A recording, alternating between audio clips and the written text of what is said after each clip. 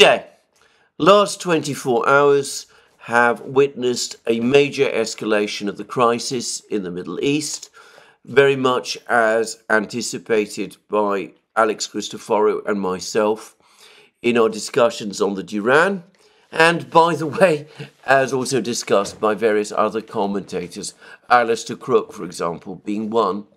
Briefly, and to reiterate, with the departure of Joe Biden from the US election and the rise of Kamala Harris, there is now a vacuum of effective power in Washington. The president, to the extent that he functions as president any longer, is apparently confined to coming up with interesting or curious ideas about reforming the Supreme Court, an issue of little interest, I suspect, to most Americans, and less interest to the world as a whole. And Prime Minister Netanyahu, sensing the weakness in the US at the moment, and strengthened by the demonstration of support he received from his friends in Congress during his recent visit to the United States, is now exactly as one might have expected in the process of escalating the situation in the Middle East. Now, it should be said that these current moves first began with a Hezbollah missile strike on a settlement in the Golan Heights, the Israeli-controlled Golan Heights. This apparently killed several children, I believe 12 children altogether, but, that figure may be wrong. However, as I also understand it, the children in question were Druze, in other words, Arab Druze. Perhaps they're Israeli citizens. The Druze community in Israel is integrated into Israeli society, and I believe the Druze actually serve in the Israeli army, for example. But in any event, I can't quite believe that Hezbollah would deliberately be seeking to target and kill Druze civilians, who are, after all, Arabs. And as for the Israeli government, I suspect that they would probably feel less of a need to counter an attack on Druze civilians as opposed to Israeli Jewish civilians. Just saying, that's my view. Anyway, one way or the other, I am frankly a little skeptical about this particular event, this particular missile attack, as an actual cause of these Israeli retaliatory strikes. It seems to me that we have been heading towards a major confrontation in the Middle East for some time, and with the power vacuum in Washington, as we discussed on the Duran and as I've discussed on these programs, the restraints on the current Israeli government have basically fallen away, and that is why we're now seeing escalation. So the escalation has taken various forms. Firstly, we had a couple of days ago an Israeli missile attack on a port in Yemen, a Houthi-controlled port in Yemen. I believe it's called Hodeida.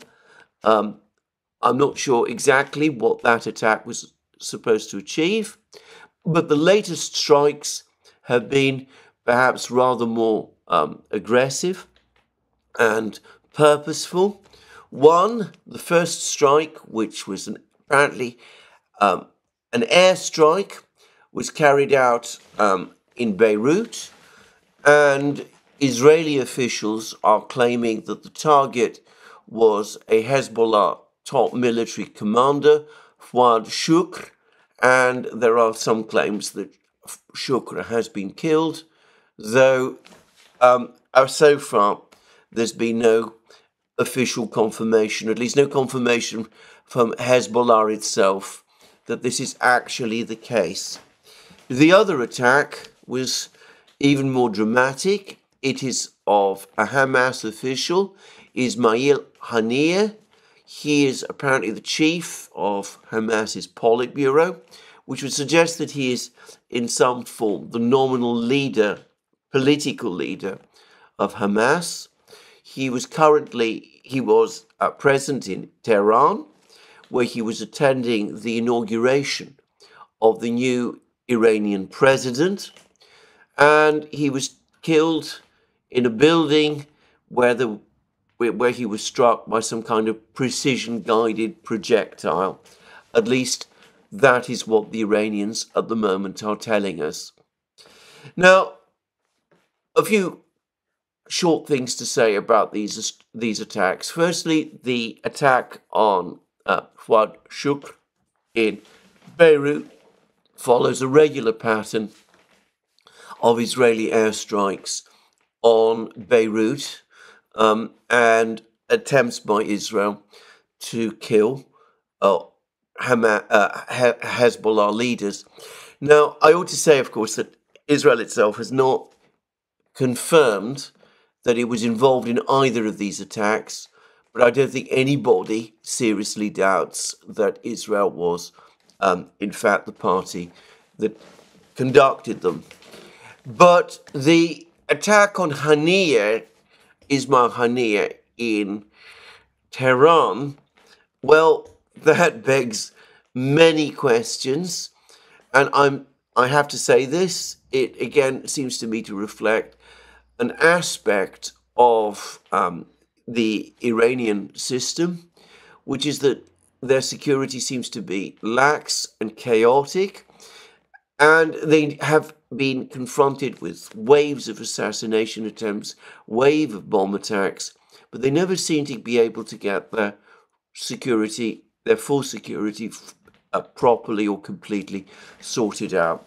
I say that because it's quite clear that the Israelis knew exactly where Haniyeh was in Tehran. It was a city of many millions of people, which suggests that they were monitoring his movements and very closely. It suggests that Israeli agents are operating in Tehran and are able to monitor and track the movements of a top Hamas official who is a guest of the Iranian government. It's likely that other means to keep Haniyeh under observation were also taking place. There were probably electronic devices and maybe drones as well. And again, it would seem that these were functioning without the Iranian authorities noticing or doing anything about them. And then, of course, there's the question of how the strike itself was conducted. There are some reports that the attack was carried out by a missile, but that the missile was launched from within Iranian territory, which, if true, would suggest that Israeli agents, or perhaps agents of one of the various terrorist organizations that have been fighting the Israeli government, but which have been aligned with Israel in some form, are able to set up missile launching facilities on Iranian territory. And again, the Iranian authorities don't seem to have proper control or security to control this happening. Now, Iran is a huge country. It's a very mountainous country. But nonetheless, if this is indeed what happened, it would be a severe security breach. The other possibility, which has been suggested by a Lebanese media agency, Al-Mayadeen, is that the attack was carried out by a missile launched from outside Iran. But then, of course, that again begs the question of how such a missile, if it was indeed launched from outside Iran, was able to penetrate so deeply and kill a target in Tehran itself without being detected and without Iranian air defenses being readied to intercept it. This on an important day when the Iranian president was being inaugurated, when you would expect security to have been tighter than ever. Well, I say all of this, as I've discussed this in previous programs before, that Iran seems to be a strange mixture, at least strange to an outsider, of the well-organized and very efficient in some respects, and of the deeply chaotic in others. And I think we've just seen further examples of this. One recent example, by the way, was the strange circumstances of the death of Iran's previous president, Ebrahim Raisi, flying in a helicopter made in the 1970s in the United States, apparently unable to obtain proper servicing because of the effect of US sanctions. Anyway, the Iranian authorities chose to allow the head of state to fly over a mountainous, heavily forested area in conditions when the weather might change, putting their president at risk, the life of their president at risk, and in the event, causing his death. This, even as members of the president's entourage were flying on much more modern Russian Mi-17 helicopters, which are in fact purpose-designed to function safely in mountain conditions. So, as I said, there is aspects of Iran's systems which, as I said, beg many questions, and which the Iranians never seem to be able to sort out. Problems repeatedly recur, and one never sees a point when they end.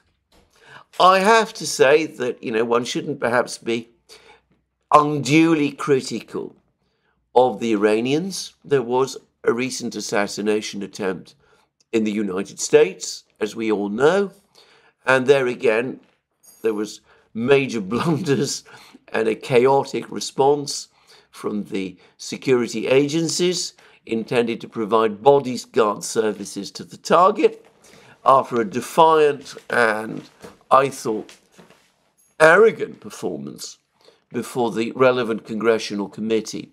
The head of the Secret Service finally and very grudgingly resigned, but with every single passing day, more information comes to light, which shows just how chaotic and disorganized and incompetent the security that was provided to the presidential candidate actually was.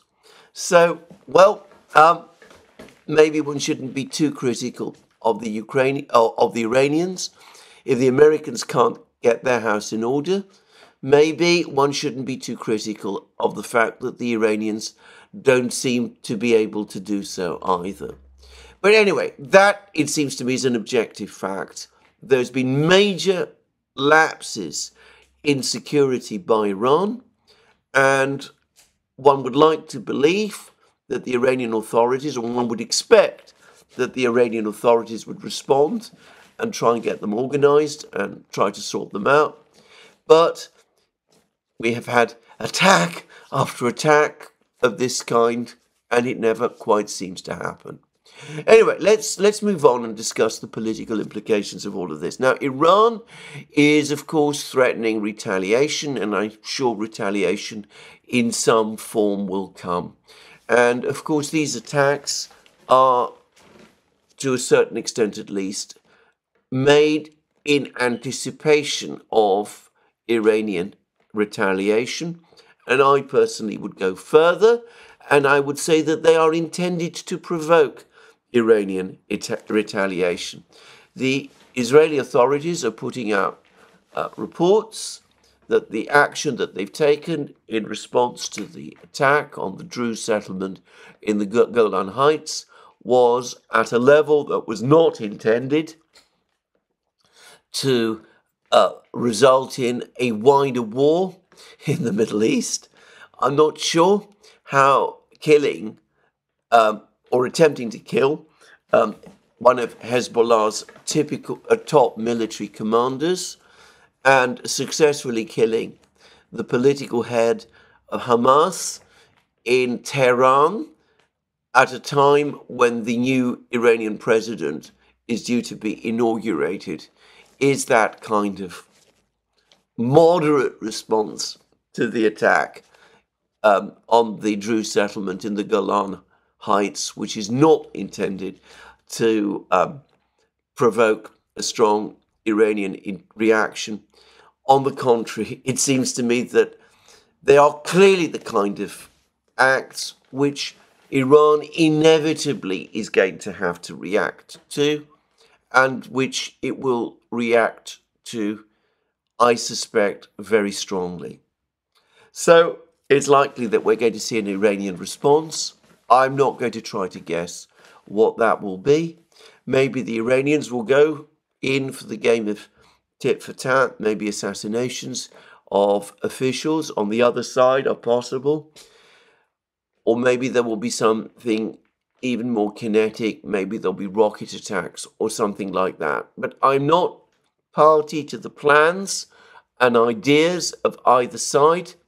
And I also worry that if I start suggesting possibilities, if those possibilities translate into action, well, I will feel that in some way I've been party to it happening, which is, of course, an absurd idea altogether, given that from my perch in London, I have no influence on events at all. But anyway, there we are. Let's just discuss a little about the attack on Ismail Haniyeh. Now, this is being discussed in Israel and elsewhere as the decapitation of one of the major political leaders of Hamas, and of course, Israel has sworn retaliation against these leaders for the events that took place on the 7th of October. Now, all of this is understandable, but as I understand it, Haniyeh is from the political side of Hamas. He has been based in Qatar. He's not, in other words, been located in Gaza. Those who know about these things far better than me, like, for example, the former British diplomat Alistair Crook, who is extremely familiar with the region and has had contacts both with the Israelis and with Hamas and has been to Gaza and to all of these places. Anyway, he says that there is a fundamental difference, and it's not just he can say it, that there is a fundamental difference between the Hamas political leadership in Qatar and the military leaders, and by the way, it's the political leaders in Gaza themselves. And the Gaza people are a lot tougher and more militant and much more uncompromising than the ones in Qatar. And that, in fact, the ones in Qatar are the ones who have been seeking some way to achieve a ceasefire, whereas the ones in Gaza apparently are much more uncompromising and are insisting that the war must be carried on until some kind of victorious conclusion is achieved. Now, if this is correct, and I suspect it is, the people who have been saying this are people who impress me as being people who know what they're talking about, then I'm not going to call Ismail Haniyeh a moderate. I'm not sure that there is such a thing in Hamas. But anyway, the removal of Haniyeh removes what one might call a voice, a senior voice within Hamas, who might have been more amenable and open to discussions about a ceasefire. Now, maybe that was the intention. As I've said previously, the Israeli government, or at least the Netanyahu, Prime Minister Netanyahu himself, and his two um, nationalist allies, Ben Gvir and Smotrich. Nationalist might be a euphemism to describe them, given their views. But anyway, I get the sense that they've never been keen on a ceasefire in the first place. So eliminating a voice within Hamas that might be more amenable to serious discussions about a ceasefire might actually have been part of the purpose of this assassination. I'm not saying it was, I don't know, but I just throw out that possibility. In which case, of course, the war in Gaza will continue, and the process of fighting in Gaza will continue. Hamas, anyway, is already talking about Haniyeh as having been martyred in Tehran, so that gives them an even greater resolve. It will strengthen their resolve, presumably, to keep on fighting. Now, how that helps Israel, objectively, given that after all these months of fighting in Gaza, they have not managed to destroy Hamas there, either as a political or as a military organization, I cannot see. But perhaps it assists the political purposes of Prime Minister Netanyahu and of his allies in the Israeli government. So that's one aspect of this attack. But then the other thing that, of course, it leads to is that this was an attack in Tehran, in the Iranian capital. As I said, it has exposed the many gaps and weaknesses in the Iranian defenses. Prime Minister Netanyahu, over the course of his speech in Congress just a few days ago, was harping endlessly about the threat from Iran. He was talking heroically about the fact that the United States and Israel win, and all they need to do, therefore, is win, and they will somehow prevail against Iran. And this major provocation, this extraordinary attack on a guest of the Iranian government, has been carried out in Iran itself, in the capital of Iran. Presumably, if the Israelis had wanted to assassinate Haniyeh before, they could have done so in Qatar, but they've chosen to do it in Tehran, and that must have been done with a purpose. And the purpose, as I said, is to escalate the situation between Israel and Iran. And if we reel back to the kind of things that Prime Minister Netanyahu was saying over the course of his speech in Congress, well, it seems to me that it's plainly obvious that he's seeking, or that the Israelis are seeking, to create a major crisis between Israel and Iran, and one which they hope will draw in the United States. That, I also believe, was the original purpose of the Israeli attack on the Iranian consulate or embassy building in Damascus. And it seems to me that this latest attack is a further example of this. Well, as I said, the previous attack in Damascus didn't quite succeed, but now they've gone a major step further with this attack on Haniyeh in Tehran. And, of course, the Iranians know this, but they also know that they've lost face, and it's likely, therefore, that they will respond.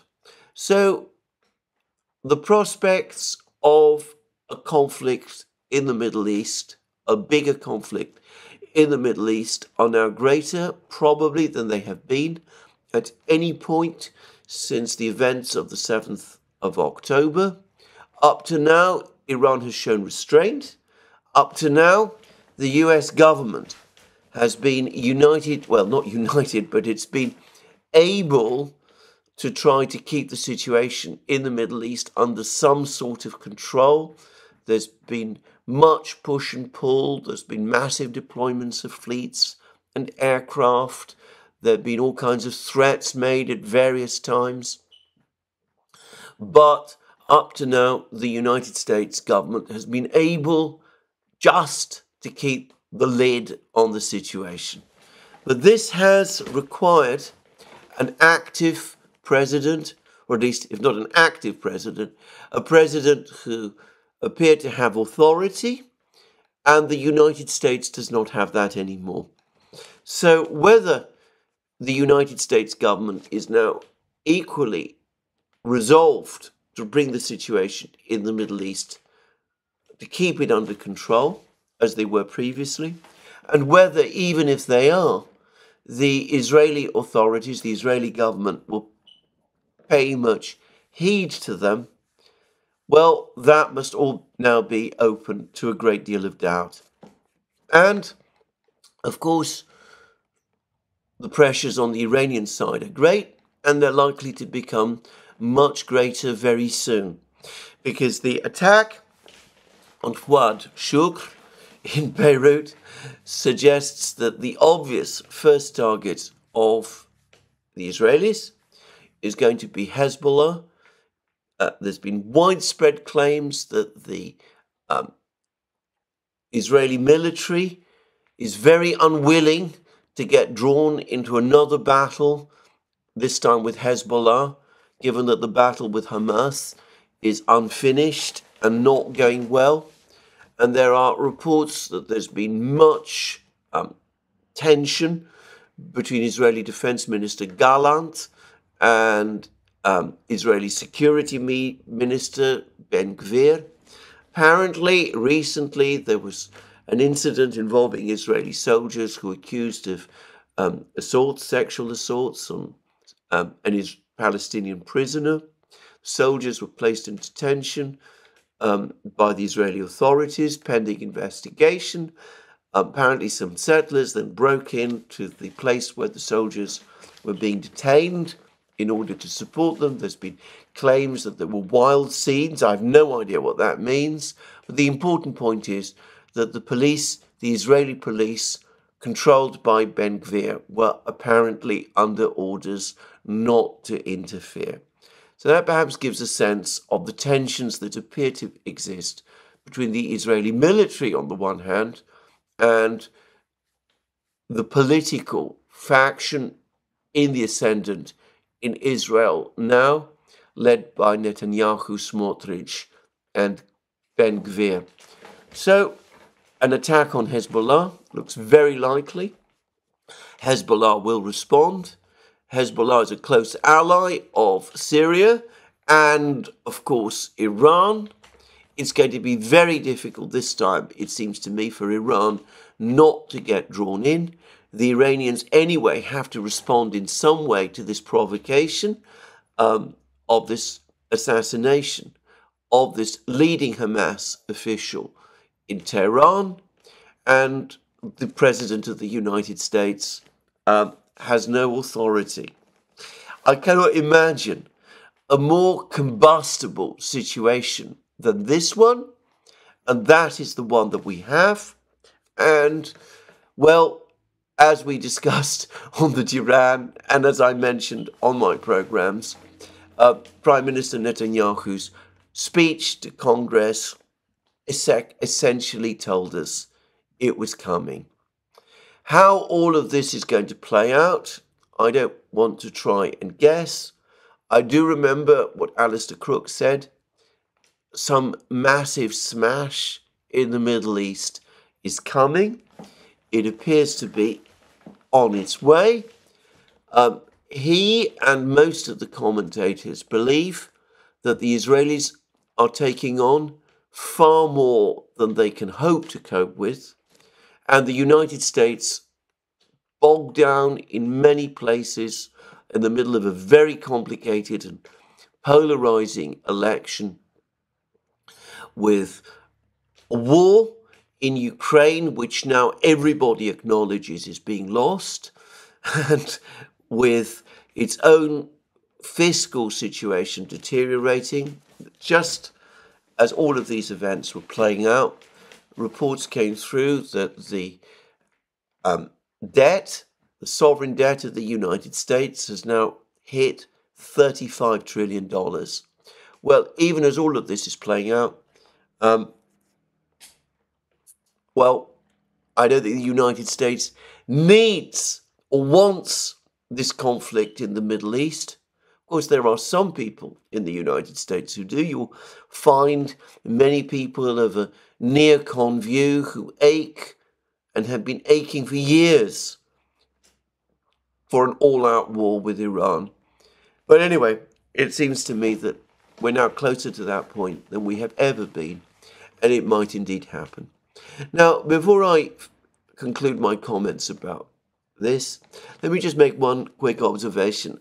When I've discussed the possibility of an American conflict with Iran, I've often received comments from all sorts of people who tell me that the time for that has passed. Iran is now far too strong. The United States recognizes that fact, and that whereas an attack on Iran might have been a real possibility in the mid-2000s, today, because Iran is so much stronger, the United States will be deterred from carrying such an attack out. I think people who say this do not read, as I do, and as others like my friend Brian Boletic do, the endless publications churned out by the American neocons.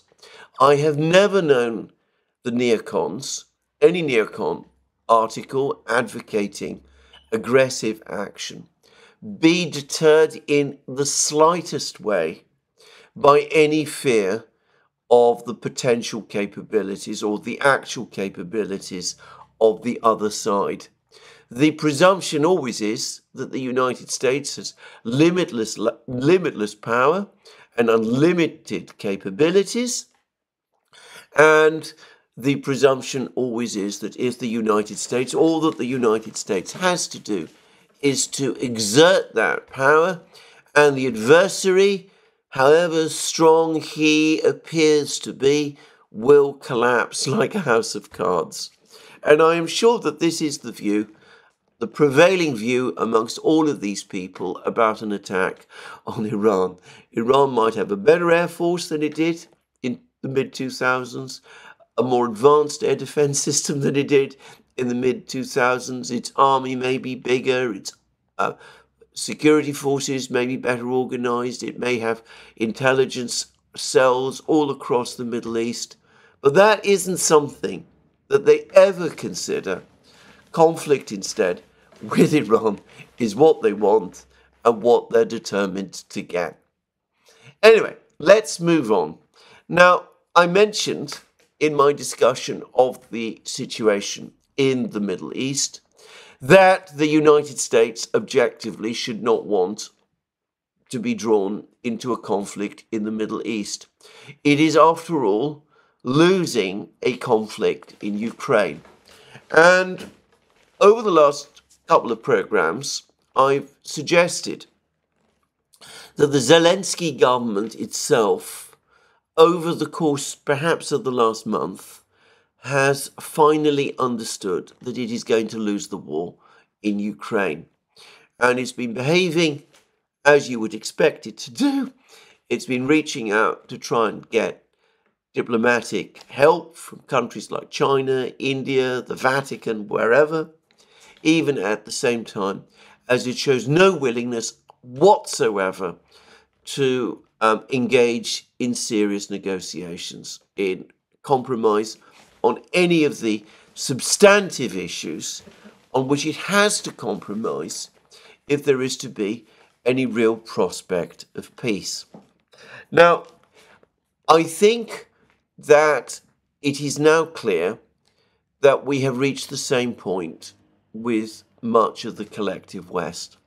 In my program yesterday, I discussed an article by Gideon Rachman in which he had conceded that there is now no prospect, or at least Western officials have now concluded that there is no prospect that Ukraine will be able to recover the territories formerly Ukrainian, which are now under Russian control, and that he also appeared to be considering the possibility of negotiations. However, his idea of negotiations appeared to be ones where the Russians basically hold on to the territory they control, but agree to disarm in some fashion, and Ukraine is left to join NATO, with the Russians dropping what Gideon Rachman called their maximalist demand that Ukraine should not join NATO and should become once again a neutral state. Well, looking back, I'm now gradually coming around to the view that this is not, in fact, an isolated comment. I've said when I discussed Gideon Rachman's article that he is a very well informed and very well connected journalist, and that he probably was expressing what I thought might be a fairly mainstream view amongst Western policy circles. Well, anyway, shortly after this article appeared by Gideon Rachman, news came of a very similar article in the German newspaper Die Welt. Now, Die Welt, I should explain, is the main German newspaper, the big, serious German newspaper owned by the Axel Springer Group, the same people who own Bild Zeitung, Germany's biggest tabloid. The Axel Springer Group is a huge media conglomerate in Germany. It was set up after the Second World War with considerable backing, by the way, from the British. Die Welt was actually originally created by the British. It was, for a time, a sort of attempt by the British to create a analogue in Germany to the London Times. Didn't quite succeed, and in the 1950s, the British sold it to Axel Springer, who they'd also basically supported and helped set up and made him the media colossus in Germany, which he subsequently became. Anyway, ever since then, Die Welt has been, if you like, the serious newspaper within the stable of the Axel Springer Group. And it is a conservative newspaper. It is aligned, it's been historically aligned with the right-wing faction, if you like, the right wing of the CDU. And it's well informed about political thinking in the political circles in Germany. Anyway, this newspaper, Die Welt, which I should say does not have a particularly big circulation. I gather it's somewhere between 150 and 200,000, which, you know, we're talking about Germany, a population, you know, with a big population. It's not really that many. It doesn't have that huge reach. But the German political class do read it. And, well, we find in this article, and this is a machine translation, by the way, comments like this. In Brussels, no one expected that Ukraine will win their lost territories back. Only no one wants to talk about it, at least officially. Die Welt has spoken with a number of insiders that give reasons for their gloomy outlook, with one of Europe's self-inflicted facts. Now, compare that with what was said by Gideon Rachman in that Financial Times article that I discussed yesterday. Wars are unpredictable, so a decisive battlefield breakthrough by either Russia or Ukraine remains possible. But as things stand, it is unlikely that Kiev will be able to take back all its territory by force of arms. The Ukrainians and their main Western backers know this, even if they will not acknowledge it in public. So there we go. It turns out that Die Welt and the Financial Times, Gideon Rachman in the Financial Times, are telling us exactly the same thing. That Western leaders, that the leaders in Brussels, NATO, and the EU know that Ukraine cannot regain its lost territories, know, in other words, that the war is lost, but they're not prepared to say that in public. And the fiction that Ukraine can win the war, therefore continues, even though nobody really believes it. And then Die Welt goes on to tell us that, in fact, there's going to be, at some point, negotiations. Everybody expects, or most people expect, that there's going to be negotiations to resolve the war in 6 to 9 months' time. 6 to 9 months.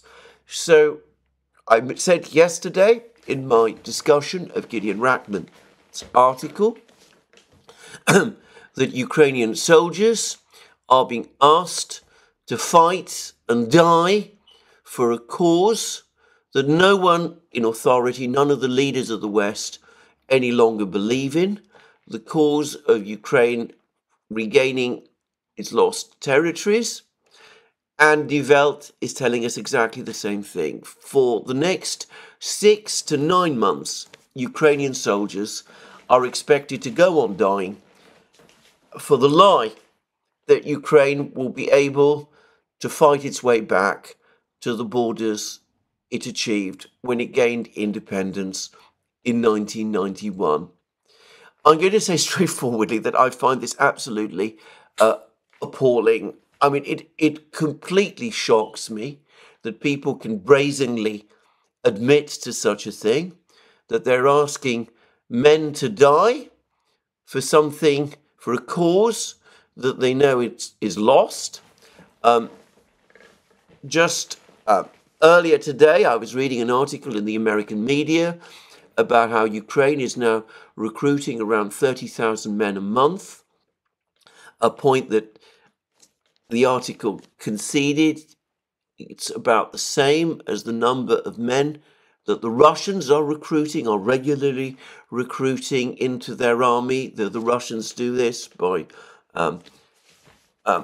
through contracts, by offering contracts, and have apparently no shortage of takers, whereas in Ukraine, this conscription is taking place in an incredibly brutal fashion. And of course, I would quickly add that in the Russian case, the extra men appear to be trained to the necessary level and are used to build up the size of the Russian armed forces, whereas in the Ukrainian case, the numbers of men that are being recruited by Ukraine are simply being sent to the brigades, the frontline brigades, to plug the losses, the holes made by the losses. In fact, which other articles in the American media and other places have previously conceded. Well, all of those men who are being recruited in this brutal way, there's lots of film of the way in which men are being recruited, seized on the streets in Ukraine, dragged to the recruiting stations, forced to fight. We hear every day reports of people trying to escape. And by the way, there has been more and more reports over the last couple of days of more and more active resistance across Ukraine to this mobilization drive. Apparently, there's now some kind of organized campaign across Ukraine to burn the vehicles of the recruiting agencies, so that the vehicles that the recruiters use as they move around the streets to try to seize men whom they find, well, those vehicles now get regularly burnt. And I believe it was one of the commanders of the Azov brigade has said that arsonists, the arsonists who engage in this kind of practice, should be shot, apparently without trial. But anyway, all of those men who are being recruited in this way, unwillingly to fight, all of those men who are being placed under pressure in the various European countries that they have fled to return to Ukraine so that they too can join up and fight. All of those men who the Europeans know and the Ukrainian authorities know will die in terrible numbers, and who in many cases, when they are not killed, will be traumatized and wounded by their experiences. All of them are being sent to the front lines to fight a war that everybody in authority in Kiev and in Brussels, and one must assume Berlin and London and Washington and Paris, all know that war is lost. I cannot express in words my feelings about this. I find it shocking beyond words. I would have thought that if there is this understanding, then the need for negotiations immediately ought to be obvious. I'm not suggesting that there should be an immediate armistice or a unilateral ceasefire or anything of that kind, though it's worth pointing out that Viktor Orban did propose a unilateral ceasefire to Zelensky when he visited Zelensky in Kiev a short time ago, and suggested that might be a way for Ukraine to start finding its way out of this predicament. But anyway, I'm not suggesting that. What I am suggesting is that a serious effort be made to begin talks now. I would have thought, given this awareness that the war is being lost, given the fact that with every day that the war continues, more and more men are killed and wounded to no useful end, to no conceivable end, I would have thought that this was now a political and moral imperative.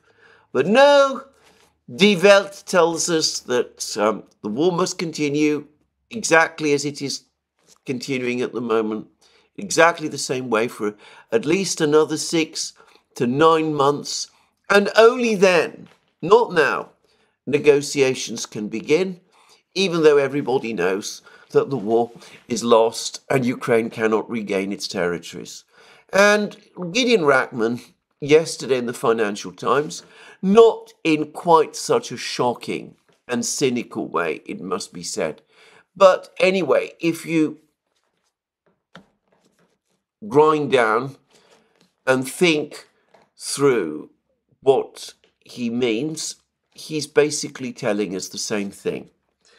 Why anybody supposes that a negotiation in 6 to 9 months' time is going to take place in conditions more favorable for Ukraine than the one in which Ukraine finds itself now, I have absolutely no idea. I know some people think that at some point over the next few weeks, the Russian offensive is going to run out of steam. I see absolutely no evidence of that whatsoever. I get the sense that the Russian offensive, in fact, far from running out of steam, has not even yet begun in earnest. That the bulk of Russian forces have still not been committed to the battle. But anyway, why people think that, I cannot imagine. I presume they're still stuck on this idea, peddled by the British Defence Ministry and the Ukrainians, that the Russians are losing 1,000 men a day and cannot sustain this indefinitely. Anyway, there we are. That is what Die Welt is telling us. The reality is that the war is continuing and that the Ukrainians are continuing to lose, and they're continuing to lose badly. Now, over the last 24 hours, there's been more reports of more military operations taking place across Ukraine. And the first news that we got was of a major drone attack by large fleets of Russian drones operating across Ukraine. And this appears to be the biggest drone attack that the Russians have ever launched against Ukraine. I noticed that the Ukrainians claimed that they shot down 86 drones, which, as I said, I think may be the greatest number of drones in a single night that the Ukrainians ever claimed to have shot down. Now, I'm not able to say myself how many drones the Russians launched against Ukraine, nor am I able to say what proportion of the drones got through and what proportion of the drones the Ukrainians successfully shot down. All I can say is that the Russians did carry out a massive drone attack across Ukraine. And it does seem as if some missiles were launched as well. And there are reports that the Russians, for the first time, launched a ballistic missile from territory that they control against a target in Kiev. Now, this would be a major development because up to now, the Russian Iskander-M missiles have not had the range to reach Kiev itself from Russian-controlled territory. There's been some reports that the Russians are working on developing longer-range versions of the Iskander-M, and this might be an example of that. Or it could be that this is one of those North Korean missiles that we've been hearing about occasionally, and that finally they come into service and that the Russians have started to launch them. I don't know about that. All I will say is about North Korean weapons. A photograph appeared, very smudgy photograph. I can't myself make much sense of it, but some are saying that what it shows is a North Korean-built vehicle which is designed to launch long-range anti-tank missiles, and the Russians apparently don't have an analog, and that it's one of those weapons that the Russians appear to have bought from North Korea. Well, maybe so, maybe not. I can't myself, as I said, make any sense of this photograph. I'm not good at looking at photographs. I can't say whether this is true or not, and I certainly can't say whether it's true that this ballistic missile, if the Russians did launch it, is North Korean. It might have been, or it might have been indeed an adaptation of the Russian Iskander-M. But anyway, a major drone attack by the Russians. What is indisputable is that the Russians have now conducted major refinements of the Geranium-2 drones. The Geranium-2 is, of course, a licensed copy of the Iranian Shahed drones. But the Russians now appear to be deploying a new drone, perhaps ultimately in substitution of the Geranium-2. And this drone appears to have a rather smoother shape, which may suggest that it's more stealthy than the Geranium-2. But the most interesting aspect of it is that it's modular.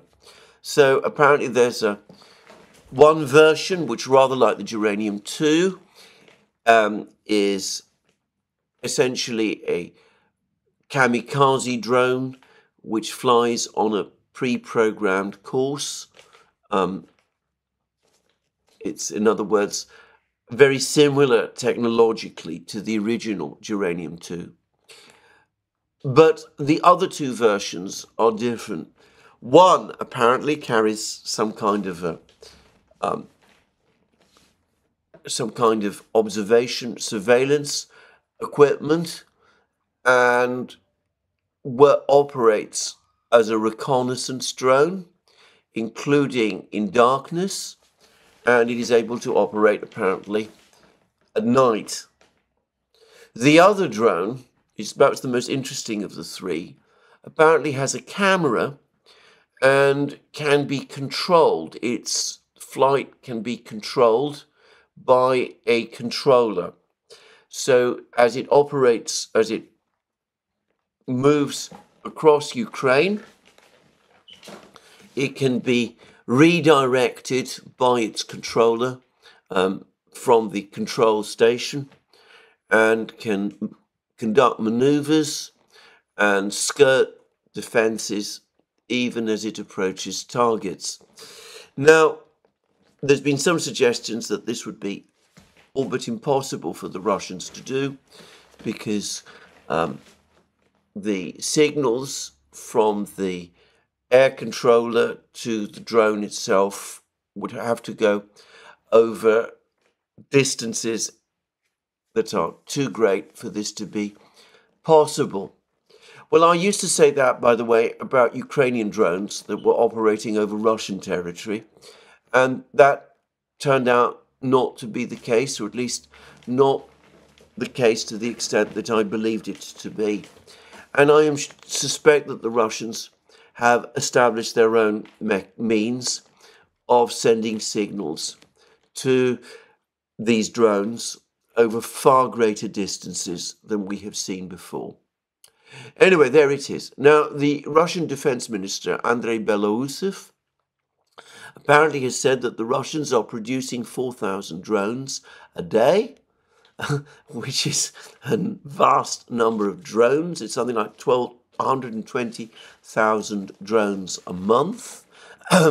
We see that Russian drone production is growing all the time. Apparently, at one point, the Ukrainians were claiming that they were making 50 to 60,000 drones a month. The Russians are now producing double that number. Maybe Ukrainian production has also increased. But as articles in the West have said, the Russians produced drones industrially, whereas Ukrainian drones are made in a much more handcrafted way. So it is logical that the Russians should be able to expand their production of drones far beyond the capabilities that the Ukrainians have. Anyway, major drone attack by the Russians, perhaps using new, more sophisticated drones. Perhaps there's a mix of Shahed drones, Geranium-2 drones, and these new drones all being used at the same time. It's very likely that that is the case. And, well, even as I've been making this program, there are now reports of Russian bombers in the air, Tupolev 95 bombers in the air, in which case it's likely that a cruise missile strike is also coming. Well, we shall see. Now, before I discuss this further, discuss the other military developments on the front line, since I've been discussing production issues, I think it might be worthwhile going to the Kremlin's website, because Putin has just had a meeting with Sergei Chemezov, who is the head of Rostec, the gigantic industrial conglomerate, the Rostec State Corporation, which in effect brings together the entirety of Russia's military-industrial complex. And I'm going to read what Chemezov says, and he says that he's given a report to Putin about Rostec's overall activities. He discussed, by the way, many aspects of Rostec's activities, including its production of civilian goods and of medicines. But he also had a lot to say, as one might imagine, about military production. He says that the order for some models that are particularly in demand for the special military operation is as high as 100%. We have not breached a single contract. 80% of the equipment currently involved in the special military operation is produced by our industrial facilities. I wonder where the other 20% comes from, by the way. Are these the North Korean and Iranian imports, or are they produced by enterprises, Russian enterprises that produce weapon systems, but which don't fall within the Rostec umbrella? I suspect mostly the second. Anyway, he then goes on to say, in 2023, we supplied our main customer, the Defense Ministry, with new serial aircraft, Sukhoi 34, Sukhoi 57, Sukhoi 35, Ilyushin 76, and Yakovlev 130, as well as Milmi 28 and Kamov 52 helicopters and T-90M tanks. This includes both new equipment and deeply modernized one. Compared to 2022, the volume of production and major upgrades for lightly armoured vehicles has tripled, and for tanks, it has grown by 250%. We are producing 9 times more tank ammunition and infantry fighting vehicles. As compared to 2022, the output of self-propelled artillery guns has grew tenfold in 2023, with equal growth for munitions. See, this is the problem, because of course Chemezov never provides us with base figures, but we can still see that there's been a major surge in production. But then this is what he says about powder, gunpowder produced for guns. I discussed in a recent program how Reuters has produced an article in which he says that there is a massive shortage of gunpowder, and that there is basically only that there are inadequate numbers of plants across the collective West producing gunpowder, and that in the United States, from memory, there aren't any. Anyway, he says this, in 2023, several state-run facilities, specifically powder mills, were handed over to us. The situation there is rather complicated, which is interesting. So there's clearly been some issues. Therefore, it is necessary to conduct a complete overhaul, renovation, and revamping. Enormous funds amounting to tens of billions have been allocated for this purpose. Deputy Prime Minister Marat Khusnulin, he is the official within Russia's government responsible for the construction industry, has been a great help. He is in charge of construction, overseeing the entire process, and we are very grateful to him. So there have clearly been problems in Russia with production of gunpowder as well. He doesn't give exact figures. Clearly, a lot of gunpowder has been produced, but several more plants are coming into production.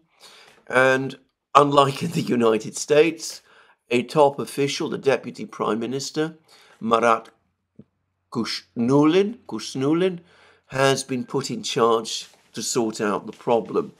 And there's been apparently a huge amount of investment, but it looks as if, at least according to Chemezov, the situation is being ironed out. He says he then goes on to say that in addition to defense production, our workers are actively involved in the repair of equipment currently used in the zone of the special military operation, sometimes even on the battlefield. Right now, we have 250 crews, or about 1,000 people operating there. Now, this brings me back to this perennial topic of these films that we see, these videos that we see of FPV drones hitting armoured vehicles. As I've said, Much of the damage that's actually done by these drones is likely to be superficial. FPV drones have only a limited amount of explosive. They carry only a small explosive charge, unlike missiles or rockets or shells, and unlike Russian Lancet kamikaze drones, which are much bigger. And it is likely that most of these vehicles that get hit by these drones and that are put out of action can be swiftly and quickly repaired. In fact, I've been told that the Russians are able to repair 70% of their vehicles, the vehicles that are damaged over the course of this operation, and that in 90% of cases, the repairs are done by repair teams actually on site. And we see that we've been told by Chasov that there's 250 repair crews, each apparently numbering around 4 individuals, and that they're busy on the front lines carrying out these repairs. And he also gives some indications of new systems.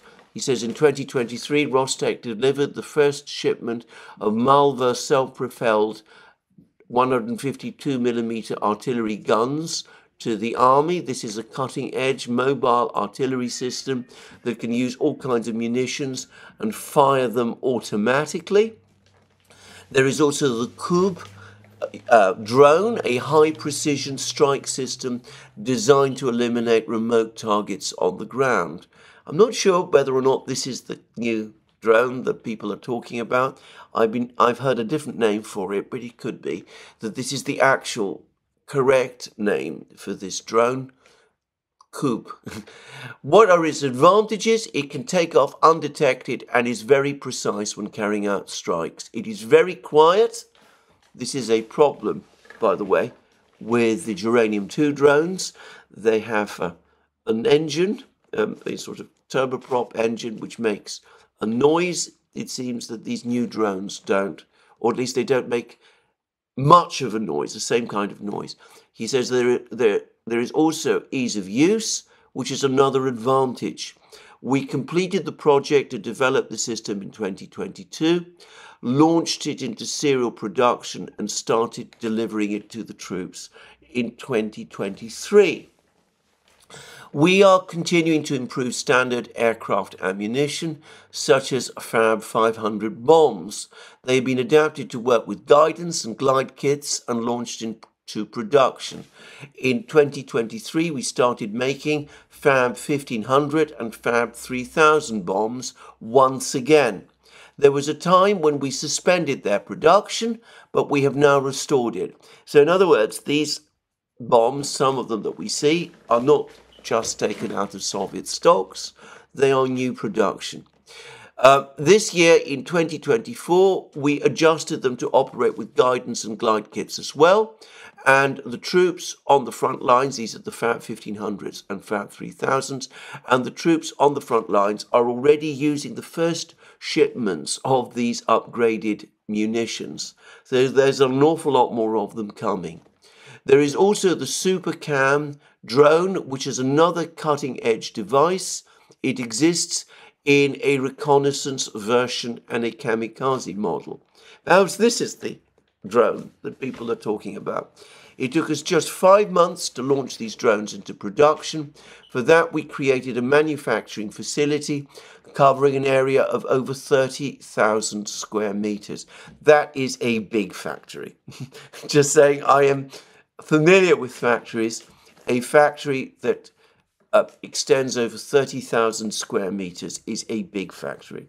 It is now hard at work making these drones, which have been very effective in the special military operation zone. Factory of 30,000 square meters, able to go into production within 5 months is very impressive. And if it is producing drones, Well, a factory of that size is going to produce an awful lot of drones. That's a further thing that I wanted to say. Anyway, he then discusses many other things that Rostec is doing, and I'm not going to discuss all of that. Rostec, as I said, is a gigantic conglomerate. It is involved in many, many things. But we get different figures from different Russian officials about the upgrade of production volumes. We never get the baseline figures. So when we're told, for example, that munitions production has increased tenfold over 2022, given that we don't exactly know what production numbers for artillery shells was in 2022, it's difficult to know exactly what that means. And when in 2022, what point in 2022 was the baseline number? Was it the 1st of January 2022? Or was it the 31st of December 2022? I say that because it's a certainty that artillery shell production increased over the course of 2022. Anyway, there it is. Chemezov telling us that production is rising. He says that despite the fact that defense industry plants make only very small profits, this is something which Brian Beletic, I know, will find interesting. He says that the profit margin with which on which defense ministry enterprises work is just 2%, which is pretty remarkable. It would certainly not be it would certainly not be an acceptable level of profitability in the US or European military industrial complexes. Regrettably, the current profitability of these state defense contracts is not very high, totaling about 2%. Additionally, military acceptance agencies do not cover all overhead expenses. Due to these factors, it is sometimes impossible to cover all the expenses incurred by our enterprises in fulfilling state defense contracts. And the result is that Rostec is using profits from civilian production to cover some of these costs. And, well, that is absolutely, let me assure you, not what happens in the West. And, well, Brian Beletic has discussed on the new Atlas many times the difference between a mission-oriented military-industrial complex and a civilian-oriented and a profit-oriented military-industrial complex. And here you see Chemezov talking about it. But anyway, the production numbers are high, and we see the effect in drones, with drones and all of the rest. Now, just before I conclude all of this, let me just add, on top of all of that, that we also have, I've also had some interesting information about these various adaptations to some of these pieces of equipment we've seen, the turtle tanks, all of that. The point is, as has been pointed out to me, that these are not new ideas. I've just been shown a photograph of a World War II era Soviet tank, a T-34, was covered with various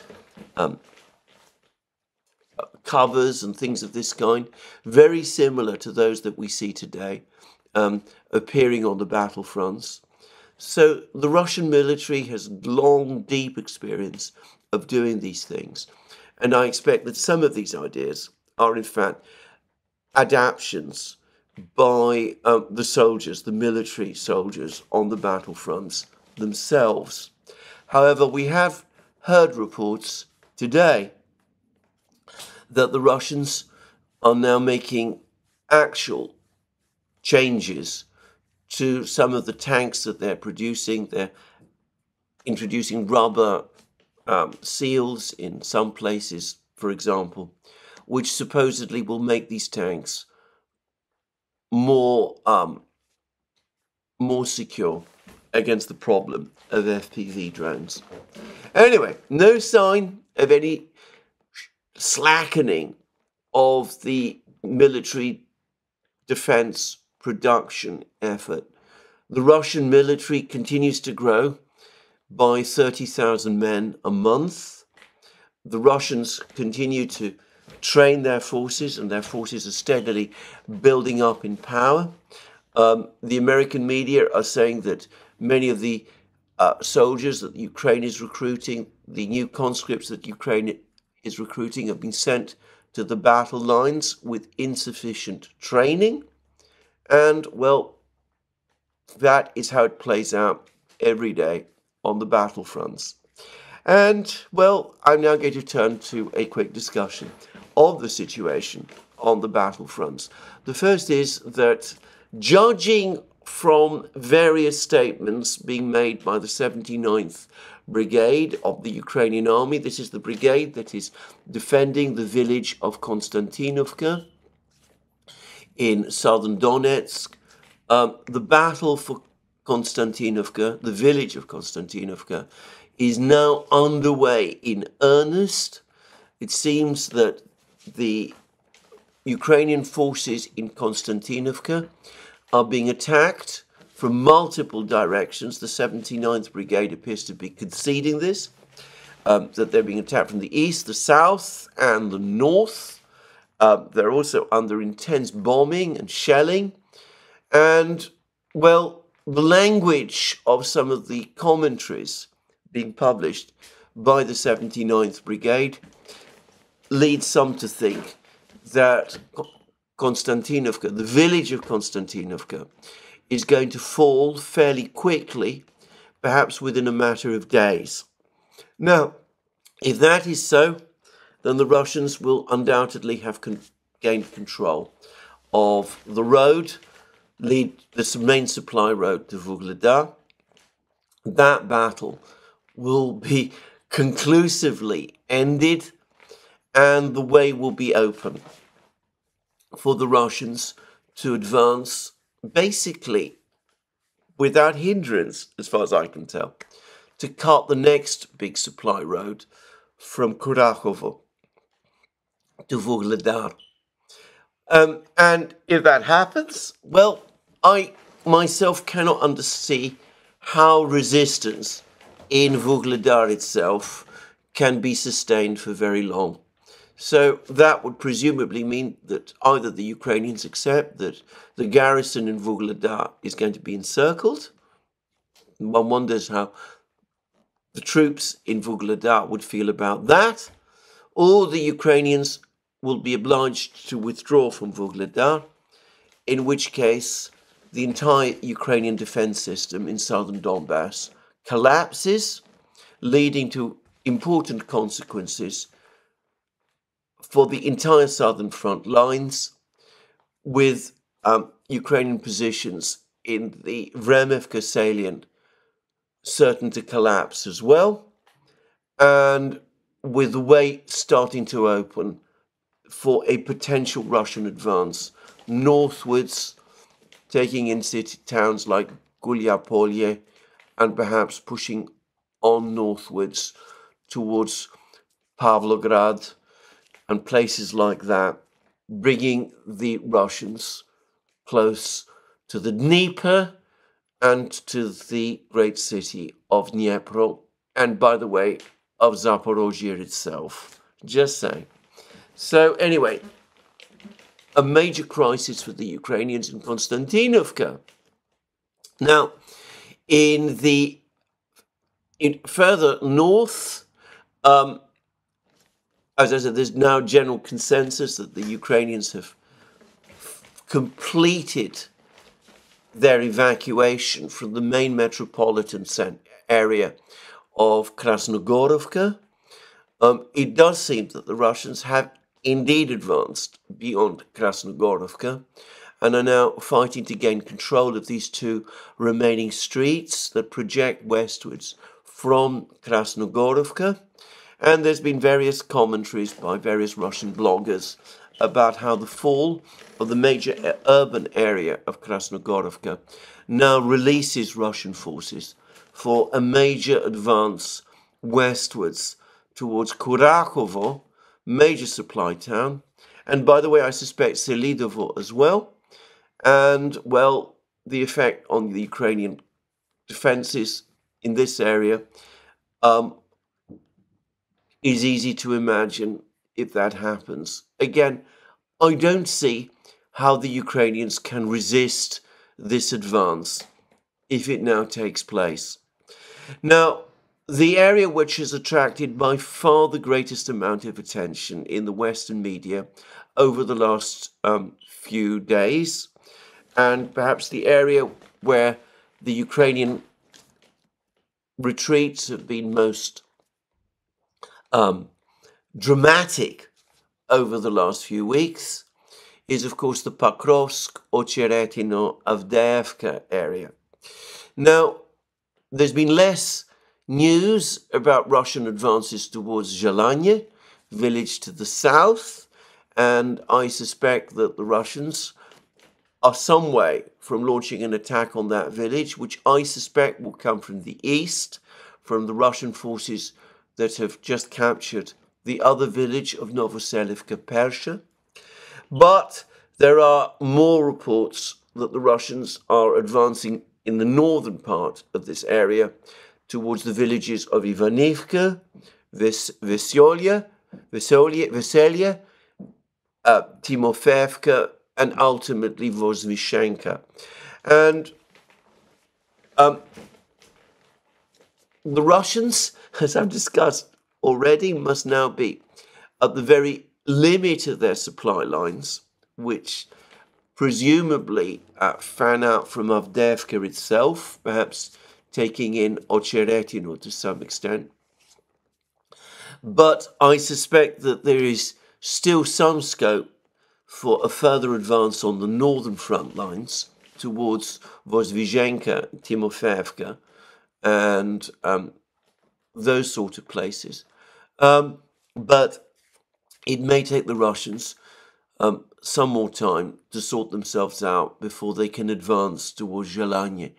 Now, the important thing to understand is that the Russians will sort out their logistic difficulties. The fact that their advance in this area has been very rapid inevitably means that their supply lines are becoming overstretched.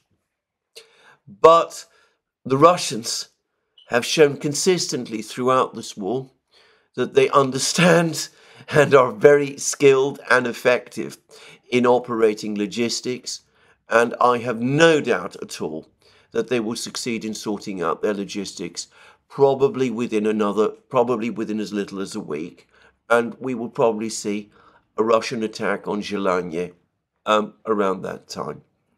Now, there's been articles that have been talking, these are originating from Ukraine, about the enormous skill with which the Russians have been conducting this operation west of Ocheretino and Avdiivka, that the Russians have come up with all sorts of new fluid tactics.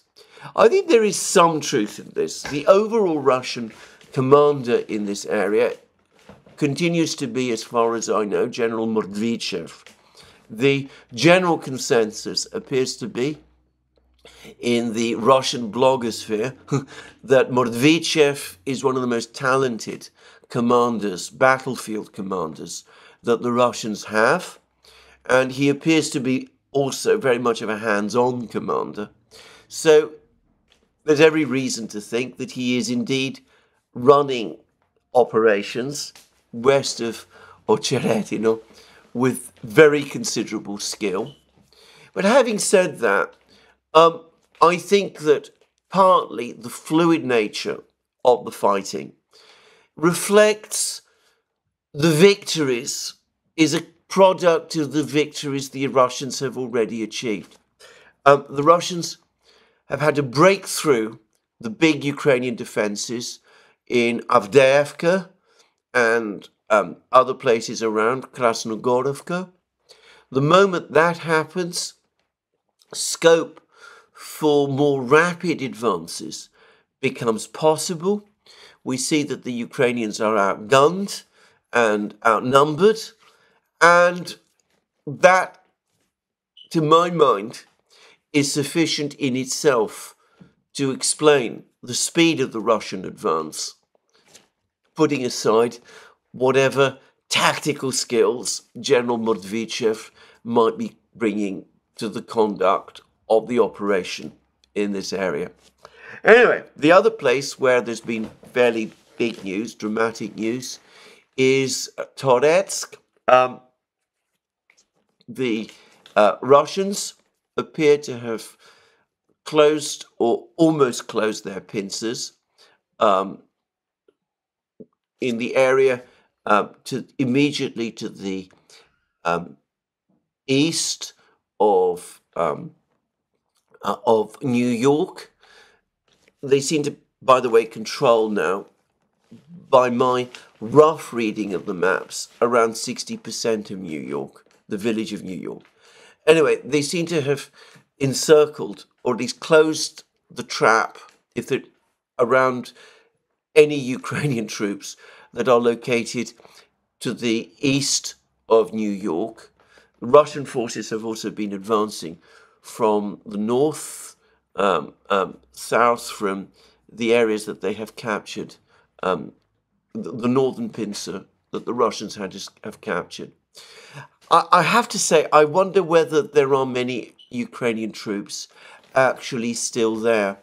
I get the impression that the Ukrainians recently took a decision to withdraw all of their forces north of the Pioneer Highway, in which case it's likely that this trap that people are talking about, a cauldron that people are talking about, is a cauldron over that's basically surrounding empty fields.